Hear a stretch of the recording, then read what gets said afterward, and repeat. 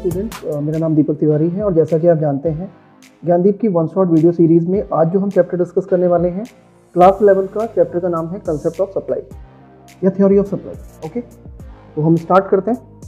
सबसे पहले हम बात करते हैं कंसेप्ट ऑफ सप्लाई। देखो, सप्लाई का मतलब पूर्ति होता है।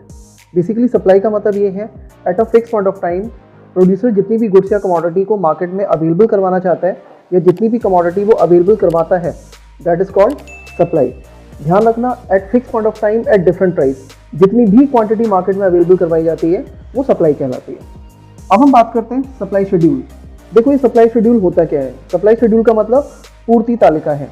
सप्लाई शेड्यूल का मतलब ये है कि अगर आप प्राइस और क्वांटिटी सप्लाई के बीच रिलेशन को टेबल की फॉर्म में रिप्रेजेंट करते हो तो उसे क्या कहते हैं? Supply schedule.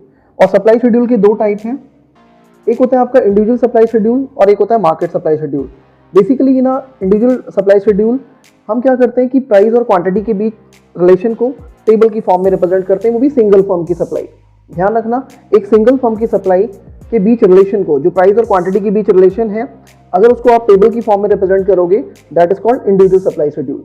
अगर आप मार्केट सप्लाई शेड्यूल की बात करें तो यहाँ पे more than one individual firm, एक से ज़्यादा इंडिविजुअल फर्म की सप्लाई के बीच रिलेशन को, प्राइस और क्वांटिटी के बीच रिलेशन को अगर हम टेबल की फॉर्म में रिप्रेजेंट करते हैं, उनके टोटल को रिप्रेजेंट करते हैं, तो वो आपका मार्केट सप्लाई शेड्यूल कहलाता है। ठीक है, नेक्स्ट हम बात करते हैं सप्लाई कर्व। सप्लाई कर्व क्या होता है? यानी कि पूर्ति वक्र। Supply curve different supply schedule को अगर आप ग्राफिकली रिप्रेजेंट करते हो तो वो सप्लाई कर्व कहलाता है। ठीक है, सप्लाई कर्व के दो टाइप हैं, individual supply curve and market supply curve. Individual supply curve and market supply curve में सबसे पहले इंडिविजुअल सप्लाई कर्व यानी व्यक्तिगत पूर्ति वक्र क्या होता है? देखो, इंडिविजुअल सप्लाई कर्व में इंडिविजुअल सप्लाई शेड्यूल को अगर आप ग्राफिकली रिप्रेजेंट करते हो तो वो इंडिविजुअल सप्लाई कर्व कहलाता है। इसमें भी प्राइस और क्वांटिटी के बीच रिलेशन को ग्राफिकली रिप्रेजेंट किया जाता है, ध्यान रखना। ठीक है, मार्केट सप्लाई कर्व की बात करें तो मार्केट सप्लाई कर्व में हम more than one individual firm की सप्लाई को ग्राफिकली रिप्रेजेंट करते हैं, उनके टोटल को, उनके सम को ग्राफिकली रिप्रेजेंट करते हैं। ये आपको जानना चाहिए। नेक्स्ट हम बात करते हैं डिटर्मिनेंट्स ऑफ सप्लाई, यानी जो हमारी सप्लाई है या हमारी पूर्ति है वो किन किन बातों पर डिपेंड करती है या निर्भर करती है। सबसे पहले ओन प्राइस ऑफ कमोडिटी। आप जानते हो अपनी खुद का जो प्राइस है कमोडिटी का वो सप्लाई को निर्धारित करता है। कैसे? अगर प्राइस बढ़ता है तो सप्लाई इंक्रीज होगी, अगर प्राइस में डाउनफॉल आता है तो सप्लाई क्या होती है? डिक्रीज होती है। नेक्स्ट हम बात करते हैं प्राइस ऑफ रिलेटेड गुड्स। देखो, प्राइस ऑफ रिलेटेड गुड्स की अगर मैं बात करूं तो जैसा कि आप जानते हो सब्स्टिट्यूट गुड्स और कॉम्प्लीमेंट्री गुड्स। अगर हम सब्स्टिट्यूट गुड्स की बात करें जो कि प्रतिस्थापन वस्तुएं कहलाती हैं, इन केस सब्स्टिट्यूट गुड्स है क्या? जैसे टी और कॉफी। अगर कॉफी का प्राइस बढ़ जाता है और टी का प्राइस उसके कंपेयर में कम है तो जो सेलर है, प्रोड्यूसर है, वो कॉफी की सप्लाई को बढ़ा देगा इन कंपेयर ऑफ टी। ध्यान रखना। ठीक है, तो अदर कमोडिटी के प्राइस का भी इंपैक्ट पड़ता है सप्लाई पे। ठीक है, नेक्स्ट हम बात करते हैं नंबर ऑफ फर्म्स। देखो, अगर मार्केट में जितनी भी नंबर ऑफ फर्म्स है, अगर उनकी संख्या ज़्यादा है, नंबर ऑफ फर्म्स जितनी ज़्यादा होंगी सप्लाई भी ज़्यादा होगी, जबकि नंबर ऑफ फर्म्स अगर कम होती है तो सप्लाई क्या होती है? कम होती है। नेक्स्ट हम बात करते हैं गोल ऑफ फर्म।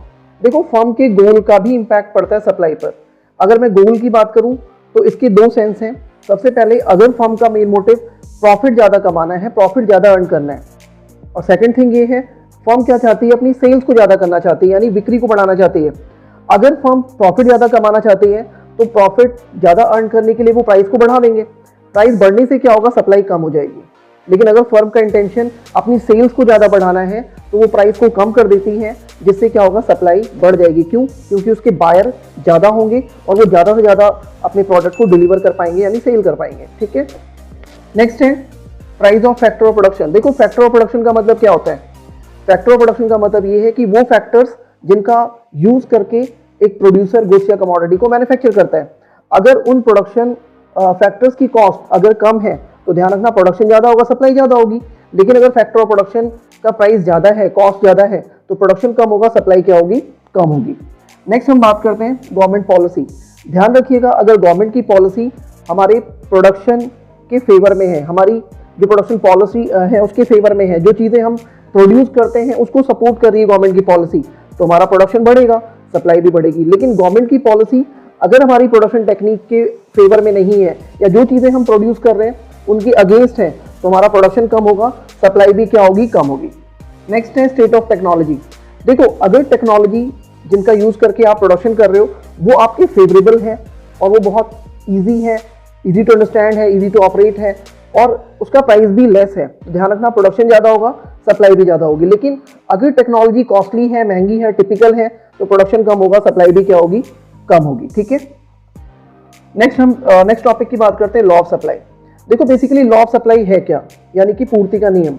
देखो लॉ ऑफ सप्लाई ये कहता है कि being other things are constant, अगर प्राइस बढ़ेगा तो सप्लाई बढ़ेगी, प्राइस के घटने पे सप्लाई क्या हो जाती है, कम हो जाती है। ठीक है, यानी अन्य बातें समान रहने पर कीमत के बढ़ने पर सप्लाई बढ़ती है, जबकि कीमत के कम होने पर सप्लाई में कमी आती है। जैसा कि आप देख सकते हैं प्राइस 2, 4, 6 है तो क्वांटिटी सप्लाई 10, 20, 30 बढ़ता जाता है। जैसा कि आप फिगर से भी देख सकते हैं, प्राइस 2 है तो क्वांटिटी 10 सप्लाई हो रही है, जबकि 4 है तो 20, 6 है तो 30। और सप्लाई कर्व का जो स्लोप है वो अपवर्ड होता है।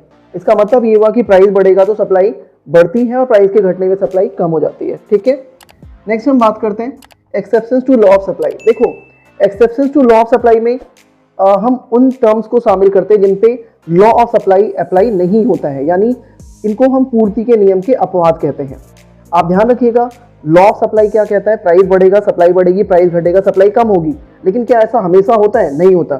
तो ये कुछ सिचुएशंस हैं जिनमें लॉ ऑफ सप्लाई अप्लाई नहीं होता है। जैसे एग्रीकल्चर आउटपुट, आप ध्यान रखना, जो एग्रीकल्चर बेस्ड आउटपुट होते हैं उन पे प्राइस का इम्पैक्ट नहीं पड़ता है। क्यों? क्योंकि अगर मैं बात करूं जैसे वीट का प्रोडक्शन अगर हम फार्मर करता है, अगर वीट का प्रोडक्शन कम हुआ due to weather, due to climate, कुछ भी रीज़न हो सकता है, तो क्या प्राइस ज़्यादा होने पे भी सप्लाई कर पाओगे आप? नहीं कर पाएंगे। क्यों? क्योंकि पीछे से प्रोडक्शन ही कम है। तो ध्यान रखना, इस पे लॉ ऑफ सप्लाई अप्लाई नहीं हो रहा है। Number 2, goods of social distinction. कुछ ऐसी वस्तुएं भी होती हैं जो सोशल डिस्टिंक्शन यानी सामाजिक आस्था पर आधारित होती हैं, उनका प्राइस भी बढ़ने पर हम सप्लाई को नहीं बढ़ा सकते हैं, ध्यान रखना। नेक्स्ट है पेरिसेबल गुड्स। देखो perishable goods are those goods जो जल्दी खराब हो जाते हैं, जो जल्दी वेस्ट हो जाते हैं। फॉर एग्जाम्पल इसको हम नासवान वस्तुएं भी कहते हैं। जैसे आपका बनाना हो गया, आपका ग्रेप्स हो गया। ठीक है, इनको आप ज़्यादा समय तक स्टॉक नहीं कर सकते। अगर आप ज़्यादा समय तक स्टॉक करने की सोचेंगे, पता चला ये खराब हो गए, तो इसका मतलब ये हुआ कि इनका प्राइस ज़्यादा होने पे भी हम इन्हें ज़्यादा लंबे समय तक स्टॉक नहीं कर सकते हैं, तो इन पे लॉ सप्लाई अप्लाई नहीं होता है, ध्यान रखिएगा। ठीक है, नेक्स्ट हम बात करते हैं मूवमेंट ऑफ सप्लाई कर्व। ठीक है, अगर हम मूवमेंट अलॉन्ग सप्लाई कर्व की बात करें तो मूवमेंट अलॉन्ग सप्लाई कर्व का मेन रीजन प्राइस है, ड्यू टू प्राइस इफेक्ट। अगर प्राइस के चेंज होने के कारण अगर आपकी सप्लाई चेंज होती है, सप्लाई में चेंजेस होते हैं, तो उसे आप क्या बोलोगे, मूवमेंट अलॉन्ग सप्लाई कर्व। इसके दो सिचुएशंस हैं, extension of supply and contraction of supply. देखो एक्सटेंशन ऑफ सप्लाई को हम पूर्ति का विस्तार कहते हैं। Being other things are constant, अगर प्राइस बढ़ता है और सप्लाई बढ़ जाती है तो वो एक्सटेंशन ऑफ सप्लाई कहलाता है। और इसमें एरो ऊपर की तरफ जाएगा। ये एरो ऊपर की तरफ क्या दिखा रहा है, इसका मतलब ये हुआ कि प्राइस बढ़ रहा है तो सप्लाई भी आपकी इंक्रीज हो रही है, ध्यान रखिएगा। ठीक है, अगर हम कॉन्ट्रैक्शन ऑफ सप्लाई की बात करें तो being other things are constant, price के डिक्रीज होने पे अगर सप्लाई कम हो जाती है, पूर्ति कम हो जाती है, तो वो कॉन्ट्रैक्शन ऑफ सप्लाई कहलाता है। इसमें एरो नीचे की तरफ आता है, जैसा कि आप यहाँ पे देख सकते हैं। प्राइस कम हो रहे हैं, इसका मतलब ये है कि प्राइस डिक्लाइन होगा तो सप्लाई भी क्या हो जाएगी, कम हो जाएगी। ठीक है, नेक्स्ट हम बात करते हैं शिफ्ट एंड सप्लाई कर्व। देखो basically shift and supply curve का मतलब ये है अदर देन प्राइस इफेक्ट, यानी प्राइस के अलावा, कीमत के अलावा अगर अदर फैक्टर्स की वजह से अगर आपकी सप्लाई चेंज होती है, यानी उसमें चेंजेस आते हैं लाइक इंक्रीज या डिक्रीज, तो उसे आप क्या बोलेंगे, शिफ्ट एंड सप्लाई कर्व। ठीक है, इसकी दो सिचुएशन है, increase in supply and decrease in supply. सबसे पहले हम बात करते हैं यहाँ पे इंक्रीज इन सप्लाई यानी पूर्ति में वृद्धि। देखो ड्यू टू अदर इफेक्ट यानी except price effect, other factors की वजह से अगर आपकी सप्लाई बढ़ती है तो उसे इंक्रीज इन सप्लाई कहते हैं। जैसे नंबर ऑफ फर्म्स का इंक्रीज होना, गवर्नमेंट की पॉलिसी का फेवर में होना, प्रोडक्शन टेक्निक फेवरेबल होना, तो इन सभी कारणों से अगर आपकी प्रोडक्शन की सप्लाई बढ़ती है तो ध्यान रखिएगा उसे इंक्रीज इन सप्लाई कहते हैं। यहाँ पे सप्लाई कर राइट साइड शिफ्ट हो जाता है, राइट वर्ड शिफ्ट हो जाता है। जैसा कि आप देख सकते हैं कि एसएस सप्लाई कर S1 हो जाता है, इसे आप इंक्रीज इन सप्लाई कह सकते हैं। ठीक है, नेक्स्ट हम बात करते हैं डिक्रीज इन सप्लाई। देखो except price effect due to other factors, यानी प्राइस के अलावा अदर फैक्टर्स की वजह से अगर आपकी सप्लाई डिक्रीज हो जाती है तो उसे डिक्रीज इन सप्लाई कहते हैं। इसकी क्या कॉजेज हैं, जैसे नंबर ऑफ फर्म्स का कम होना, गवर्नमेंट पॉलिसी का हमारे अगेंस्ट होना, प्रोडक्शन टेक्निक अनफेवरेबल होना, तो इन सब रीजन की वजह से अगर सप्लाई डिक्लाइन होती है तो उसे हम डिक्रीज इन सप्लाई बोलेंगे। और हमारा जो सप्लाई कर्व है वो अपवर्ड शिफ्ट हो जाएगा। जैसा कि आप देख सकते हैं कि एसएस सप्लाई कर्व S2 हो जाता है। ये आपका क्या है, डिक्रीज इन सप्लाई। ठीक है, नेक्स्ट हम बात करते हैं यहाँ पे प्राइस इलास्टिसिटी ऑफ सप्लाई। देखो basically price elasticity of supply है क्या, इसको हम पूर्ति की कीमत लोच बोलते हैं। देखो basically proportionate relation between change in price and change in quantity supply is called price elasticity of supply. इसका जो फॉर्मूला है वो ES equal to delta Q upon में delta P into P by Q. Delta Q का मतलब change in quantity supply, delta P का मतलब आपका चेंज इन प्राइस, पी का मतलब आपका प्रीवियस प्राइस है और क्यू का मतलब previous quantity supply. Okay, next हम बात करते हैं shape of supply curve and elasticity of supply. देखो अगर हम शेप ऑफ सप्लाई कर्व की बात करें तो इसमें बेसिकली हमें दो सिचुएशंस देखनी है। सबसे पहले जीरो इलास्टिसिटी ऑफ सप्लाई, या फिर हम इसे इनइलास्टिक सप्लाई भी कहते हैं, ध्यान रखिएगा। ठीक है, देखो अगर प्राइस में चेंज होने के साथ साथ अगर प्राइस में होने वाले चेंज का आपकी सप्लाई पे कोई भी इंपैक्ट ना पड़े, यानी आपकी सप्लाई कांस्टेंट रहती है, इस प्राइस में हैव टू बी इंक्रीज और decrease but supply of a commodity never affected, so that situation is called zero elasticity of supply, या फिर उसे हम इनइलास्टिक सप्लाई भी कहते हैं। जैसा कि आप फिगर में देख सकते हैं प्राइस 2 है, 4 है, 6 है, कुछ भी है, बट सप्लाई उसकी 20 पे ही फिक्स है, यानी प्राइस में चेंज का सप्लाई पे कोई इफेक्ट नहीं पड़ता है। नेक्स्ट हम बात करते हैं इनफाइनाइट इलास्टिसिटी ऑफ सप्लाई, यानी इसे हम inelastic supply elasticity of supply भी कहते हैं, इनइलास्टिक सप्लाई भी कहते हैं। ठीक है, ध्यान रखिएगा इनइलास्टिक सप्लाई में होता क्या है। सबसे पहले इसमें एक पर्टिकुलर प्राइस पे, यानी एक फिक्स प्राइस पे जो सप्लाई है वो अप टू इनफाइनाइट होती है। एक फिक्स प्राइस पे supply will be up to infinite, और जैसे ही प्राइस में थोड़ा सा डिक्लाइन होता है, यानी प्राइस डिक्रीज होता है, सप्लाई बिकम जीरो। ठीक है, आप देख सकते हो कि प्राइस 5 है, उसी प्राइस पे 10, 20, 30 कितनी ही क्वांटिटी आप सप्लाई कर सकते हैं, और जैसे ही प्राइस डिक्लाइन होगा सप्लाई क्या हो जाती है, जीरो। इसे हम क्या बोलते हैं, इनफाइनाइट इलास्टिसिटी ऑफ सप्लाई या फिर इनइलास्टिक सप्लाई भी कहते हैं। ओके, अभी जो नेक्स्ट टॉपिक है वो factor affecting elasticity of supply. ठीक है, ऐसे कौन कौन से फैक्टर हैं जो हमारी सप्लाई की इलास्टिसिटी पे इफेक्ट डालते हैं। इसमें हम दो बातों का ऑलवेज डिस्कशन करेंगे, हमारी सप्लाई इलास्टिक है या इनइलास्टिक। ध्यान रखना सप्लाई इलास्टिक कब होती है, जब लॉ ऑफ सप्लाई अप्लाई होता है। इसका मतलब प्राइस बढ़ने पर सप्लाई बढ़े, प्राइस घटने पर सप्लाई घटे, तो उस सिचुएशन में सप्लाई इलास्टिक होती है, और अगर ऐसा नहीं होता है तो सप्लाई इनइलास्टिक होती है। ठीक है, इन दोनों चीज़ों का डिस्कशन हम इसमें करेंगे। जैसे नेचर ऑफ कमोडिटीज, ध्यान रखना कुछ कमोडिटीज ऐसी होती हैं जो पेरिसेबल हैं, यानी जो जल्दी खराब हो जाती हैं।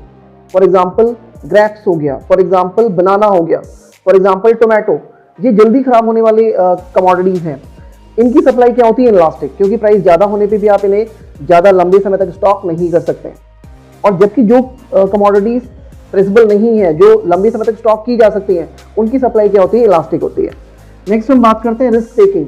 अगर प्रोड्यूसर किसी गुड्स या कमोडिटी को लेकर के रिस्क लेने के लिए तैयार है तो सप्लाई इलास्टिक होगी, अगर वो रिस्क नहीं लेना चाहता है तो सप्लाई इनइलास्टिक होगी। नेक्स्ट कॉस्ट ऑफ प्रोडक्शन, अगर प्रोडक्शन की कॉस्ट कम है, हमारे फेवर में है, तो प्रोडक्शन ज़्यादा होगा, सप्लाई ज़्यादा होगी, तो सप्लाई इलास्टिक होगी। और अगर प्रोडक्शन की कॉस्ट ज़्यादा है, हमारे अनफेवर में है, तो प्रोडक्शन कम होगा, सप्लाई इनइलास्टिक होगी। नेक्स्ट हम बात करते हैं टाइम फैक्टर। देखो टाइम फैक्टर का भी सप्लाई की इलास्टिसिटी पे इफेक्ट पड़ता है। अगर टाइम फैक्टर शॉर्ट है, यानी शॉर्ट टर्म में सप्लाई इलास्टिक होती है, जबकि लॉन्ग टर्म में सप्लाई इलास्टिक होती है। नेक्स्ट हम बात करते हैं नेचर ऑफ इनपुट्स।